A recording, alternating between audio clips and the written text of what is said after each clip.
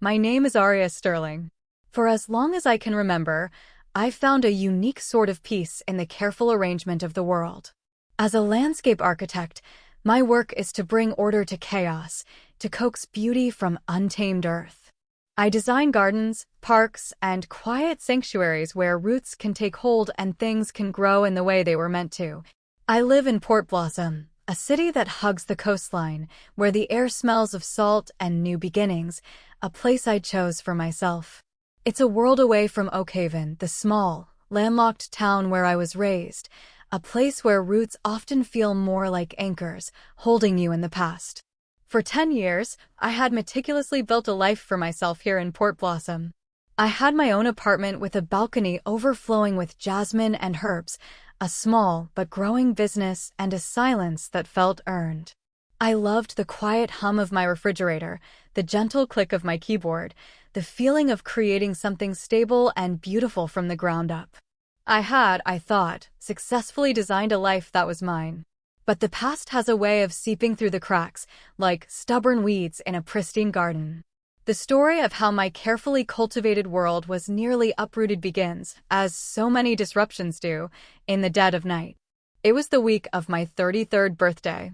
I'd been working late, refining the blueprints for a public healing garden, a project that felt deeply personal. I finally fell into bed around 1 a.m., my mind still tracing the gentle curves of pathways and the placement of memorial benches. I was dreaming of stone and soil when the vibration of my phone on the nightstand startled me awake. The screen glowed with an alien intensity in the dark room. 3:35 a.m. It was an alert from my bank, Evergreen Financial. My heart, still sluggish with sleep, gave a nervous little flutter. I opened the app, my thumb clumsy on the screen. And then I saw it. A number in parentheses, glowing a venomous red. A negative balance. My account was overdrawn by $52,112.47. The air rushed out of my lungs, leaving a hollow, ringing void. It wasn't just a number, it was my future. It was the down payment for the small studio space I was about to lease, the one with the big north-facing windows perfect for drafting. It was my emergency fund, my security, the tangible proof of a decade of discipline and sacrifice. Gone. All of it. I sat bolt upright, the sheets pooling around my waist. I stared at the screen, blinking, willing the digits to rearrange themselves into something sensible. But they remained, a stark, brutal testament to a violation I couldn't yet comprehend. This wasn't a hack. A random hacker wouldn't have known how to drain the linked savings account and then max out the overdraft protection in such a precise, devastating way. Only one person had that kind of access. Only one person would have felt entitled to it. My hand was shaking as I swiped to my contacts and found my father's name. I pressed the call button, the sound of the ringing echoing the frantic pounding in my chest. He answered on the third ring, his voice fuzzed with the tinny sound of a speakerphone. In the background, I could hear the jaunty theme music of a late-night talk show and, more chillingly, my mother's light, carefree laughter. It was a sound I knew well, the sound of a world where everything was perfectly fine, at least for her. "Arya? What's wrong?" he asked, his tone already laced with unfamiliar, weary annoyance, as if I were a leaky faucet he'd have to deal with eventually. My own voice came out as a whisper, thin and reedy. "Dad, my bank account. It's empty. It's negative. Did something happen? Was there some kind of emergency?" There was a short, loaded pause. The talk show music seemed to swell in the silence. Then, my father's voice, stripped of all pretense. "Oh, that. Don't be so dramatic, Arya. We had to take care of some things." I felt a cold dread spread through me, a slow-moving tide of ice water. "What things?" "Dad, that was over $50,000. That was everything." "The family needed it," he said, his voice hardening, as if I were the one being unreasonable. "Your mother wanted to get her eyelids done, a little lift. Your brother's business venture, well, the equipment was more expensive than he thought. And we were a little behind on the mortgage. It's just what family does." I sat there, gripping the phone, the cold plastic slick against my palm. The words hung in the air, so casual, so utterly devoid of remorse. They had carved up my future to pay for vanity, for another of my brother's failed dreams, for the consequences of their own financial irresponsibility. Why didn't you ask me? The question was barely audible, a plea for some semblance of respect, for the illusion that I was a person and not a resource. He didn't hesitate. His response was a hammer blow. We don't need to ask for what's ours. You owe us, Arya. For everything. Then, my mother's voice, dripping with a saccharine cruelty, floated closer to the phone. Besides, dear, she chimed in, followed by another little laugh. What were you going to do with all that money? Buy yourself a birthday cake and a few silly candles? We had a much better use for it. Silence. A profound, echoing silence that stretched from their living room in Oakhaven to my darkened bedroom in Port Blossom. That silence was their final, unintended birthday gift. It was the sound of a lifetime of illusion shattering. The illusion that their love was unconditional. The illusion that my success was a source of pride for them, rather than a resource to be plundered. In that silence, I saw everything with a terrifying clarity. I wasn't their daughter. I was their investment, and the dividends had just been collected. I took a slow, deep breath, the air burning my lungs. When I spoke, my voice was calm, clear, and steady. It was a voice they had never heard from me before. Then don't ever call me again. I didn't wait for a reply. I ended the call and let the phone fall onto the comforter. For a moment, I didn't move. I just sat in the quiet dark, letting the truth settle into my bones. The grief was immense, a physical weight on my chest. But beneath the grief, something else was stirring. A cold, quiet resolve. They thought that, because I was the responsible one, the one who planned, the one who built, I would simply absorb this. They thought I would cry, and then I would start rebuilding, and they could continue to take. They had mistaken my kindness for weakness. They had mistaken my love for a blank check. That night, I didn't just become the one who says no. I became the one who dismantles the entire system they had built around me.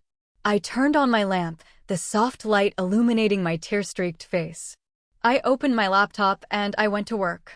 The hours between 4 a.m. and sunrise were a blur of quiet, deliberate action. I moved with a strange, detached efficiency, my grief fueling a methodical dismantling of the web they had woven around my life. Each click of the mouse, each phone call, was a snip of a thread, a severance of a tie that had bound me for far too long. This wasn't revenge, it was reclamation. I was reclaiming my name, my credit, my future. First, the house. The house in Oakhaven I had grown up in, with the porch swing my father had built and the rose bushes my mother neglected. 3 years ago, they'd been on the verge of foreclosure. My mother's credit was a ruin, so I had stepped in. My name, Arya Sterling, was on the mortgage. I had saved their home, and in return, they had used that stability to steal from me. I logged into my evergreen financial portal. With a few clicks, I canceled the automatic payments. I sent a formal, notarized email to the bank's mortgage department, stating that due to extreme financial hardship caused by unauthorized activity on my accounts, I would no longer be making payments on the property. The house was now officially in default. The thought of them losing it sent a pang of sorrow through me, a memory of childhood afternoons in the backyard, but the feeling was quickly eclipsed by the cold reality of their betrayal. Next, the truck. It was a brand new Ford F-150, purchased 6 months prior for my brother, Nate. He was going to start a high-end landscaping business, a venture that seemed to involve driving around town with expensive equipment he barely knew how to use. The loan was entirely in my name. His name wasn't even on the registration. I had done it to help him get on his feet. I found the paperwork for Blue Ridge Motors Credit. I called their 24-hour fraud line. My vehicle has been stolen, I said, my voice even. I gave them the VIN, the license plate number, and the last known location, my parents' driveway in Oakhaven. I explained that the primary user was not authorized and that I was reporting the vehicle as misappropriated. There was no argument. The agent was sympathetic and efficient. We'll dispatch a recovery team immediately, Miss Sterling. We should have it by noon. Then came the more insidious ties. My mother's student loans. She had enrolled in an online program for interior design a few years back, only to drop out after 2 semesters, leaving behind a substantial debt. I had co-signed for it. I found the servicer's website and filled out a request for temporary forbearance, citing significant and unforeseen financial distress. I then drafted a letter to be sent by certified mail, formally requesting to be removed as a cosigner due to a material change in my financial circumstances and a breach of trust with the primary borrower. It was a long shot, but it was a necessary step. My fingers flew across the keyboard. The family phone plan, a sprawling account with 5 lines that I'd been paying for since I got my first real job. Canceled. Their access to my Amazon Prime, Hulu, and Netflix accounts, the small luxuries they took for granted. Passwords changed, devices logged out. The utility bills for the Oakhaven house, gas, electric, water, all of which were linked to my credit card for automatic payment because my mother always forgot. All automatic payments were stopped, effective immediately. I was pruning. That was the word that came to mind. In landscape architecture, you have to cut back dead or diseased branches to save the tree. You remove what is draining life from the whole so that new, healthy growth can occur. I wasn't being cruel. I was performing a necessary, life-saving surgery on my own existence. As the sun began to cast a pale, gray light into my apartment, my phone, which had been silent for hours, began to light up like a firestorm. The first text was from Nate at 7:15 a.m. "Where's my truck? There's a tow truck taking it." An hour later, a frantic call from my mother, which I let go to voicemail. The message she left was a cascade of panicked questions. "Aria, honey, the bank just called. They said the mortgage is in default? There must be a mistake. And our phones aren't working right. Call me back, something is terribly wrong." The use of honey was a knife twist. The feigned innocence, the positioning of herself as a victim of some confusing, external event. The calls and texts kept coming, a frantic digital fusillade. They ping-ponged between confusion, anger, and a sudden, cloying sweetness. "Aria, what is going on? We're family. Family doesn't do this." That one was from my father. The irony was breathtaking. I didn't respond to any of them. I was too busy. I spent the day on the phone with credit bureaus, placing a freeze on my accounts. I changed every password I had, created new email addresses, and began the process of untangling my identity from theirs with the meticulousness of an archaeologist freeing a fragile fossil from stone. They had forgotten a crucial detail in their calculations. I wasn't just the nice daughter, the generous sister. I was the competent one. The one who understood how systems worked. My name on the loan meant I was in control of the truck. My name on the mortgage meant the house was my responsibility and my decision. They had used me like a debit card with a limitless balance and a human heartbeat, and they assumed that because I loved them, I would never deactivate the card. This was never about the $52,000. It was about the ease with which they took it. No hesitation, no guilt, no phone call. They had celebrated my 33rd birthday by gutting my financial security and then laughing about it. These were the people who had taught me that hard work pays off, that honesty is paramount. But their lessons were for me, not for them. They had sold me a beautiful story about family and love, and then forged my signature on the bill.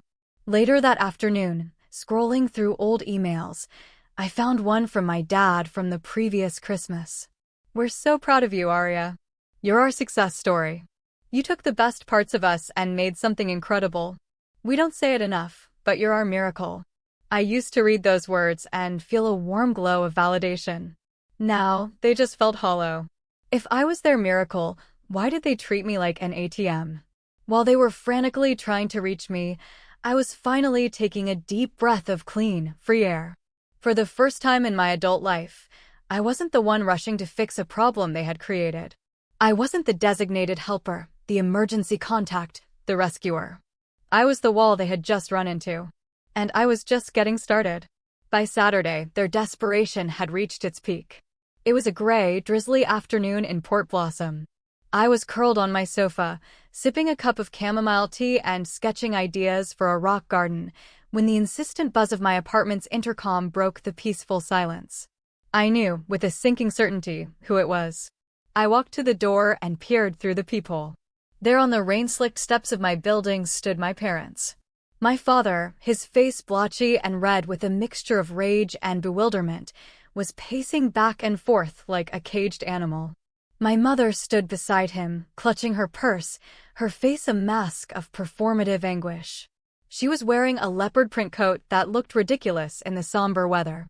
As I watched, she pressed the buzzer again, a long, demanding peal that echoed through my quiet apartment. I didn't move. I didn't answer. They started shouting up at my window. "Arya, we know you're in there. Open the door," my father's voice boomed, startling a flock of pigeons from a nearby ledge. "Arya, please," my mother cried, her voice cracking with practiced despair. "We just want to talk. You're tearing this family apart." I retreated from the door and sat back down on my couch.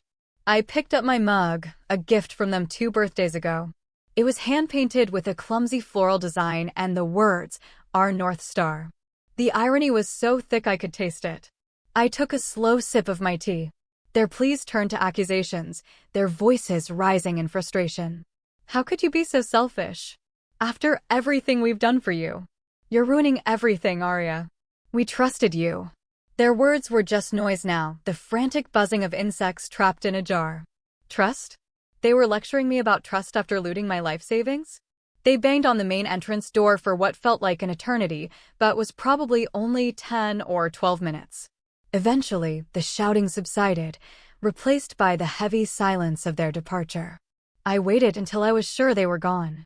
Then I opened my laptop and sent a single, final email. It was to my lawyer, a sharp woman I had consulted a year ago when I first considered drawing up a will. The subject line was complete severance. The email contained instructions to draft whatever documents were necessary to remove my name from any shared properties, revoke the power of attorney I had granted my father in a moment of youthful naivete, and legally disentangle me from any and all of their financial obligations. That evening, a notification popped up on my phone. My mother had made a public post on Facebook. It was a stock image of a weeping willow, captioned with a vague, poignant message. "It's a cruel world when the child you gave everything to becomes the source of your deepest pain. Praying for hearts to soften." I knew it was about me. The comments started pouring in instantly from her network of friends and distant relatives, a chorus of digital sympathy for her and condemnation for me. "You raised her to be better than that, Lorraine. Some kids get successful and forget where they came from. She owes you everything. The entitlement is shocking." Entitled. I had given them my time, my energy, my credit, my peace of mind, and my savings. I had given it all willingly, because I believed in the beautiful lie they had sold me, that this is what family does. That love means limitless sacrifice. They hadn't just taken my money, they had weaponized the very idea of family against me. That night, I called my mobile provider and changed my phone number. It was a surprisingly simple process. Before the old number went dark forever, I left one final voicemail on my parents' now disconnected line, knowing they wouldn't get it, but needing to say it for myself. "You chose your own comfort over my security. You chose your wants over my future. You broke a trust that took me a lifetime to build. Now, you can learn to build your own lives. Without me." Then, I blocked every number I knew from Oakhaven. I muted the family group chats. I unfriended the flying monkeys on social media. There was no dramatic final confrontation, no screaming match, no satisfying scene of revenge. Just silence. The same profound, dismissive silence they had given me every time they took something from me without asking. But this time, the silence was mine. It was a sanctuary, not a punishment. And in that quiet, for the first time, I could hear myself think. The ripples of my actions continued to spread, each one a confirmation that I had done the right thing. A few days later, a text came through from my cousin, Tessa. She was my mother's sister's daughter, a professional peacekeeper who believed that family harmony was worth any price, especially when someone else was paying it. "Arya, did you really have the gas shut off at your parents' house? It's cold here. They have no heat." I stared at her message, the accusation shimmering beneath the surface of her concern. My first instinct was to defend myself, to explain the whole sordid story. I typed out a long, emotional paragraph, then deleted it. The truth was simpler and more powerful. I didn't have it shut off, Tessa. I just stopped paying for it. The three little dots appeared, indicating she was typing a reply. They pulsed for a moment, then vanished. Nothing. That silence, that lack of a counterargument, was more validating than any victory I could have won in a fight. Later that week, an email from a strange address landed in my inbox. The subject line was simply, "Please read." I knew it was from my mother. I opened it against my better judgment. The body of the email contained a single, chilling sentence. "We didn't raise you to be this cruel." I didn't reply. I didn't need to. Because in that moment, I realized the deepest, most painful truth of all.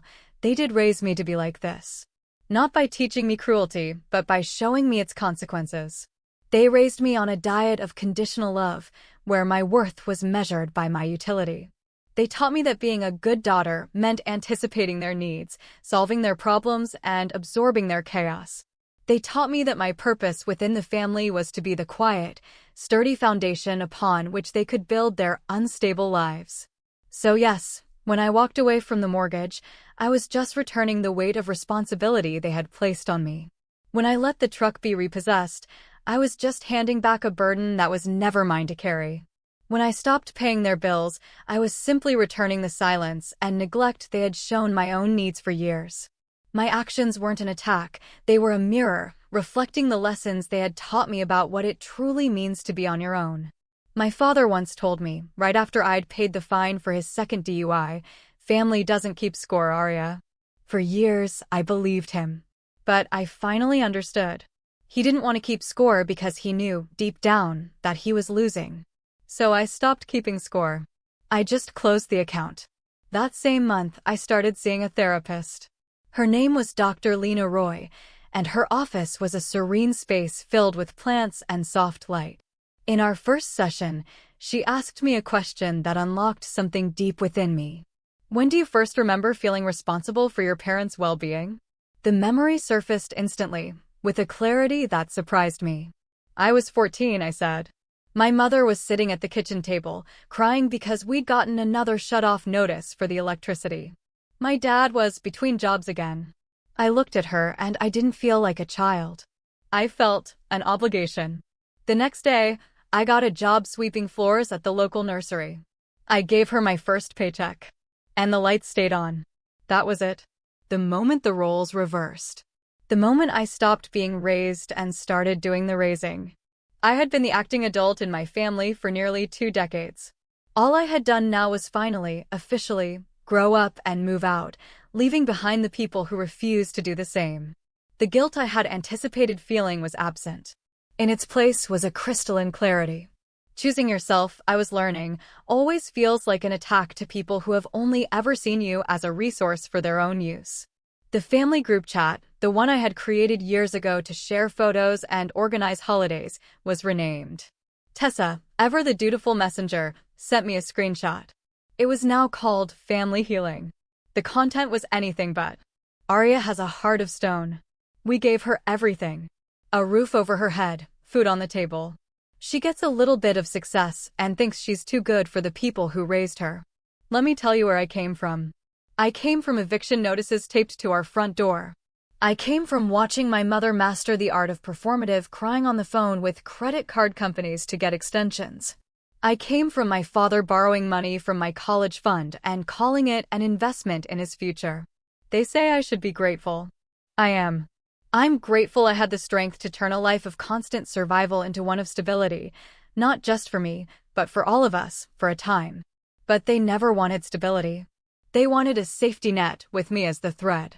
My growth wasn't a source of pride for them, it was a threat. It forced them to look at their own stagnation, their own poor choices. And rather than face that, it was easier to label me as cold, heartless, and ungrateful. They conveniently forgot the Christmases I single-handedly funded, the birthday parties I planned and paid for, the countless dinners I covered because their cards were declined. They only remembered what I had finally stopped giving, not the years I had given everything. Tessa messaged me again, a final attempt at mediation. "I know it's messy, Arya, but they're still your parents." I typed and deleted 3 different angry responses. Then I wrote back the simple truth.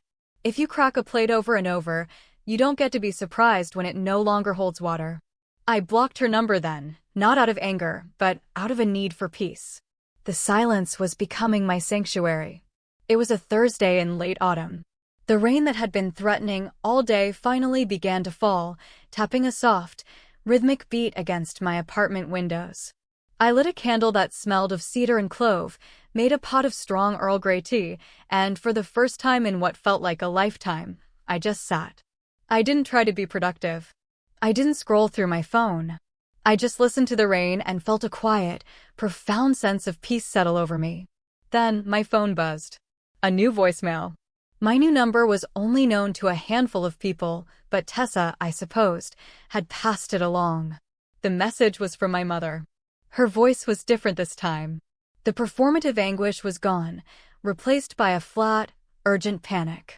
"Arya, it's Mom. Your father fell down the back steps. He broke his leg, a bad break. We're at County General. We don't have insurance right now, you know, since the house thing, and they won't do the surgery until we can pay a portion of it up front. I know you're upset with us, but this is serious. This is your father. Please, Arya. This is a family emergency. Just call me back." For 4 long minutes, I didn't move.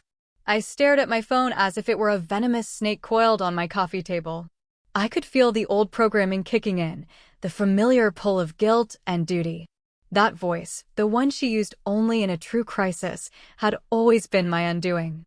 It was the signal for me to drop everything and rush in to fix, to pay, to smooth things over. There was no apology for the past, no acknowledgement of the pain she'd caused. Just a new emergency, a new demand. My hands, acting on autopilot, opened my laptop. I pulled up my financial spreadsheet. After reporting the fraudulent withdrawal, the bank had, after a lengthy investigation, restored a significant portion of my funds. I had the money. I could pay for the surgery. The thought of my father in pain, of my mother alone and terrified in a sterile hospital waiting room, sent a genuine pang of sorrow through me. But then I opened another folder on my desktop. It was one I had created in the aftermath of that 3 a.m. phone call. I had named it simply The Ledger. Inside were screenshots of the bank statement showing the $52,000 withdrawal. Scanned copies of receipts for things I had paid for over the years. Emails where I had pleaded with them to be more responsible. It was the documented history of my own slow erosion. I stared at the screen, at the black and white proof of their long-standing disregard.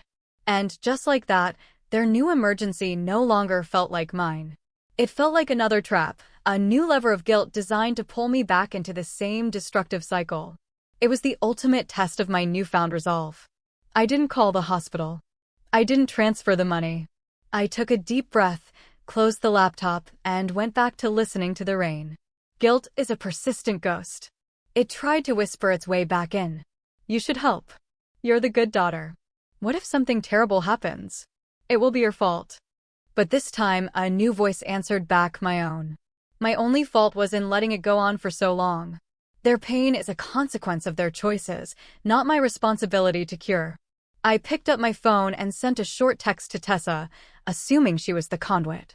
Tell them I hope Dad has a swift and full recovery. I will not be sending any money. Please do not contact me about this again. She didn't respond. And for the first time, that silence wasn't a void. It didn't sting or leave me wondering. It felt like fresh air rushing into a stale room. It felt like freedom. That night, I slept with my window cracked open, letting the cool, damp air fill my bedroom. I didn't keep the phone next to my bed. I wasn't bracing for a crisis. I wasn't waiting for the next demand. I was just resting. Because letting go of people who have never respected you isn't an act of cruelty. It is the ultimate act of self-preservation. It is choosing to live. And I was, at last, truly living. By my own design. A few months later, I walked into the warm, candlelit reception hall for my cousin Maya's wedding. Maya was my father's niece, but she was cut from a different cloth. She had always seen me, just Arya, not the family fixer or the successful one to be envied. She had called me a week after the fallout. I don't know all the details, she'd said, and I don't need to. I just want you to know that I love you, and I'm proud of you for protecting yourself. Her words had been a balm to my raw, grieving heart. I knew my parents and Nate would be there. I had steeled myself for it. I saw them across the room, clustered together near the bar.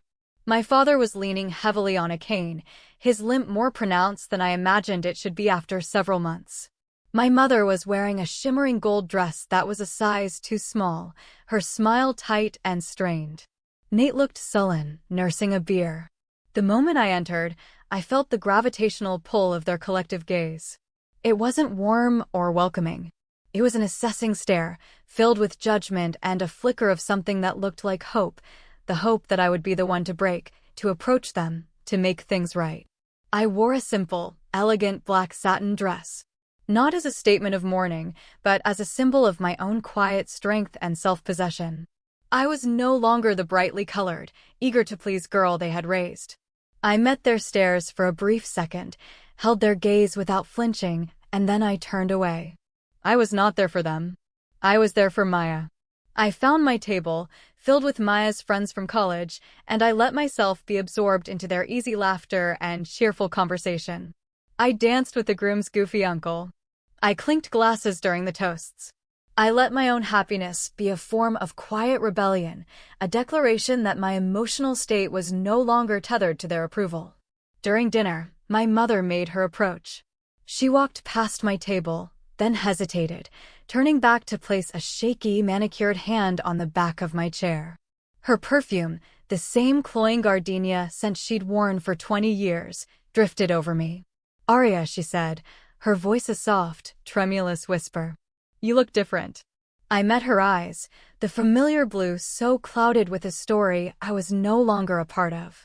I didn't offer a smile or a concession. I simply replied, my voice even and low, "I am." She flinched, just slightly, at the finality in my tone. Her hand tightened on my chair. "Arya, we miss you. Your father." I gently raised my hand, a small gesture to halt the coming wave of guilt and obligation. "Mom," I said, not unkindly, but with the unbreachable firmness of a stone wall. "I am here for Maya and Liam tonight. I'm happy for them. This isn't the time or the place for anything else." Her mouth opened, then closed. Her eyes grew glossy, but I knew that look. It wasn't the shimmer of grief or regret. It was the sheen of frustrated power, the dawning, painful recognition of what she had truly lost. It wasn't me, the daughter. It was her leverage. Her control. She saw me sitting there, surrounded by new friends, breathing air that she no longer had the power to poison, and she saw a resource that had been permanently disconnected. I was no longer their emergency rescue boat, always on call to rush into the stormy seas of their making. I had become a lighthouse, standing on my own solid ground, my light shining steadily from a safe, untouchable distance. She withdrew her hand and turned away without another word. Later, during the toasts, my father stood, leaning on his cane. He raised his glass of champagne, and his eyes found mine across the room. It was a clear, silent command. Play the part. Acknowledge me. Let everyone see that we are still a family. He expected a nod, a small, conciliatory smile, some sign that the old order could be restored. I didn't move. I didn't lift my glass. I didn't pretend. My face remained placid, my gaze steady. I would not participate in the fiction. Because I had learned that peace doesn't come from pretending that deep wounds don't exist. It comes from acknowledging the pain and choosing not to carry someone else's burden any longer. I was done carrying theirs. That night, I danced until my feet ached. I sang along to the band until my voice was hoarse. I laughed from my belly, a real, unburdened sound that felt like a discovery. And when the evening wound down, I slipped out into the cool night air, leaving without a single goodbye to them. When I got home, I logged into my bank account one last time for a final piece of untangling. There was one small, forgotten automatic payment still active. A monthly donation to the Oakhaven Historical Society, a membership I had set up in my father's name years ago as a birthday gift. I canceled it. It was the last thread. The snip was silent, digital, and absolute. It's been a year now. A year since the 3:35 a.m. bank alert that felt like a punch to the soul. A year since that final, devastating phone call that broke more than just my trust. A year since I stopped answering their calls and started listening to my own needs. The guilt, it doesn't land the same way anymore. It used to arrive like a piercing alarm in my chest, loud, demanding, and painful. Now, it's more like a faint, static-filled radio station from a distant town. I can hear the noise, but I don't have to listen to the broadcast.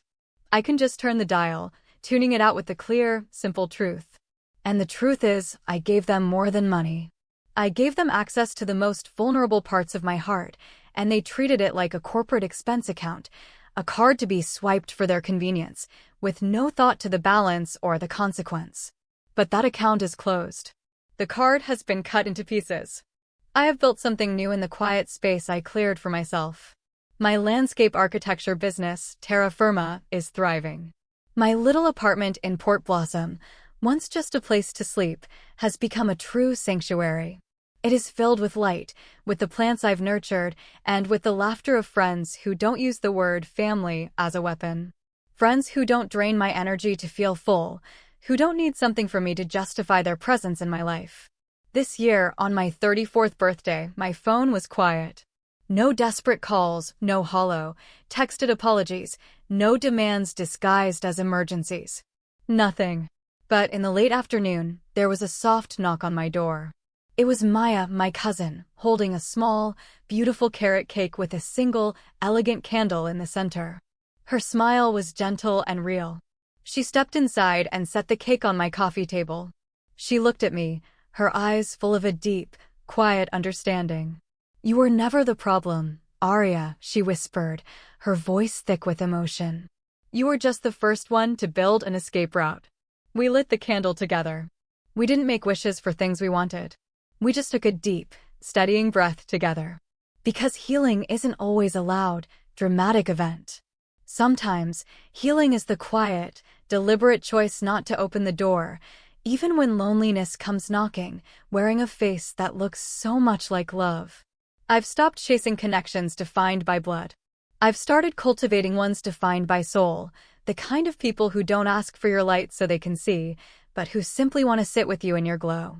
My mother still posts her vague, sorrowful updates on social media. My father, I hear, still plays the victim in conversations with relatives, lamenting his ungrateful, cold-hearted daughter.